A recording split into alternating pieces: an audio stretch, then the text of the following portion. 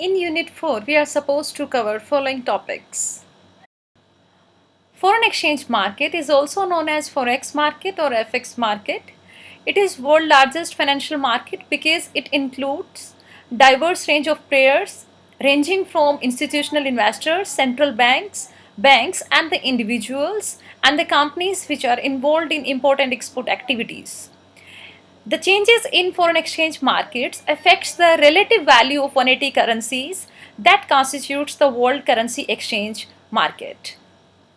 So basically some interesting insights about foreign exchange markets are as follows.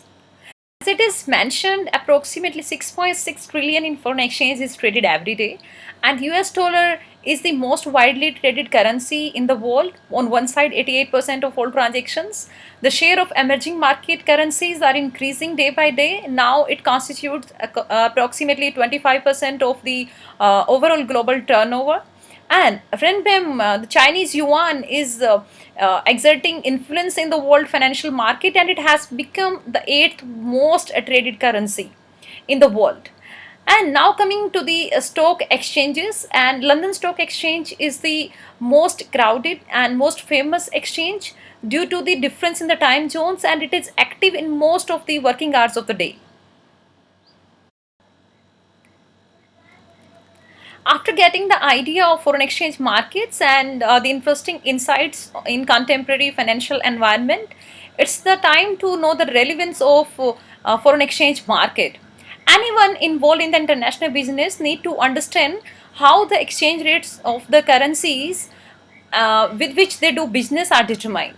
The companies use foreign exchange to settle the transactions involving the imports and the exports of the goods and services for the foreign investment, and some of the companies are earning money through the arbitrage and speculation. Now coming to the instruments of foreign exchange markets, basically they are spot trade, outward forward, FX swap, currency swap and options. And over the years, if we analyze the trends of these instruments, so we can easily detect that over the years, that is FX swap that is outperforming other instruments, followed by spot trade transactions. As the exchange rate determination is concerned, this world can be categorized into two sets. First set of the countries which allows the intervention of the government and the central bank in the determination of exchange rate, and second set of nations which don't allow the intervention of any of the bodies, but the determination of the exchange rate is according to the market demand and supply mechanism, and the equilibrium of demand and supply decides the exchange rate of that particular currency. And we cannot deny the fact that in exports and imports, this mechanism works perfectly, and the price of the currencies are decided accordingly. As we all know very well that exchange rate arrangements vary from country to country. Some of the currencies are being pegged in relation to another currencies. Hence, we can say that some of the countries are adopting hard peg, and while others are going for the soft peg, and few will be going for the floating arrangement.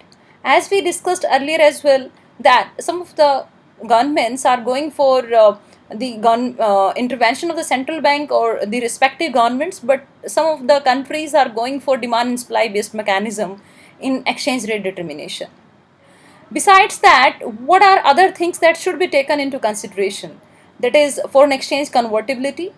Let's say which currencies are coming under the head of hard currencies or soft currencies. These are the currencies that are not likely to depreciate so easily or so frequently. It means that these are the currencies that are issued by economically and politically stable countries. And on the contrary, the soft currencies, which are not widely used or widely exchanged in the foreign exchange market, and generally issued by the countries which have the less stable economic and political environment. Next to this convertibility discussion, we will be moving towards the control mechanism in the foreign exchange market. What are the methods or the mechanisms used by the respective governments?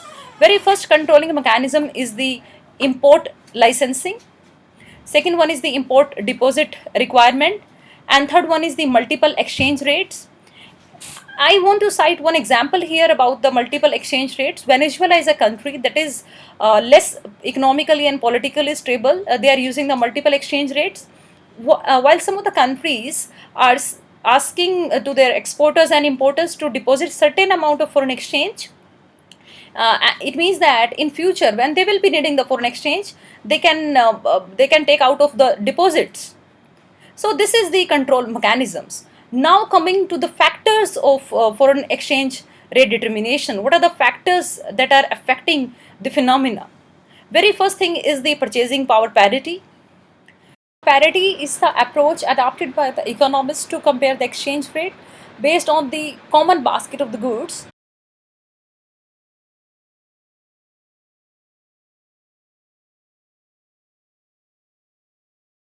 And it is also known as the Big Mac theory. And after that, the difference in the real interest rate also affects the exchange rate mechanism. And other factors are the confidence in the government ability to tackle government political and economic turbulence. And the last one is the technical factors that result from trading. And when it is about government ability to tackle the political and economic turbulence, I just want to cite here the geographical tensions between the countries and how it has impacted the exchange rate mechanism in year 2019. Year 2019 has been the most turbulent year, but also a year of record low volatility for the foreign exchange market. Political tensions among different nations and the fear of the global recession was progressing. Hence, the policies that were made by the central banks minimized the volatility. However, some commentators have said that there was a wait and see approach due to the major economic political events that were unfolding over the last year. They have also added the lack of movement of foreign exchange was merely the calm before the storm. The volatility in year 2019 was at the recorded low levels, but in 2020, the volatility index is increasing. And seeing this increasing in volatility, the value of US dollar, euro, and Chinese yuan is supposed to be decline in coming months. And seeing this increasing volatility and the declining value of the major currencies, in this course, we are supposed to discuss some of the instruments that can help in the neutralization of this foreign exchange management risk.